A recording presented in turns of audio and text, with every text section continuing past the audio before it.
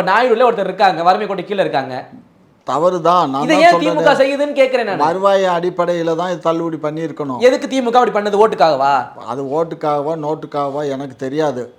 தெரியாதுன்னு சொல்லக்கூடாது, நீங்க இதுல பதில் சொல்லி ஆகணும். பதில் சொல்லினா என்ன பதில்? அதான் நான் தான் சொல்றேனே, இது வருவாயின் அடிப்படையில் எடுத்து வசதியானவங்களா இருந்தாங்கன்னா தள்ளுபடி பண்ண வேண்டாம். வசதி அற்றவங்களா இருந்தால் யாரா இருந்தாலும் ஓபிசியா இருந்தாலும் சரி, சாதி பாக்குறீங்க. சாதி பார்க்காம தள்ளுபடி பண்ணி. எதுக்காக சாதி பார்த்துச்சு திமுக? அது அப்படின்னு யார் சொன்னா? நான் தான் கேட்கிறேன். அப்படியா பண்ணிருக்கு? ஆமா, கல்வி கடன் தள்ளுபடி பண்ணியிருக்காங்க. சரி, எஸ்சி எஸ்டில மட்டும் கல்வி கடன் தள்ளுபடி பண்ணீங்கன்னா மற்ற சமுதாயத்தில் அந்த பெற்றோர்கள் எல்லாமே இதை நம்பி தான் ஓட்டு போட்டாங்க திமுகவுக்கு.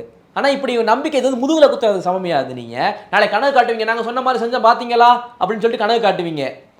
இதை கணக்கு காட்டுவீங்க நீங்க. பார்க்கல. இது நடந்துருச்சியா? இது 2-3 மாதங்களுக்கு முன்னாடி நடந்துருச்சு. அது நான் ரொம்ப வருத்தப்படுறேன், துக்கப்படுறேன். இல்ல, உங்க சமுதாயத்துல நீங்க யோசிச்சு பாருங்க. நான் தான் வருத்தப்பட்டேன், வருத்தப்பட்டா கேளுங்க, திமுக கேளுங்க.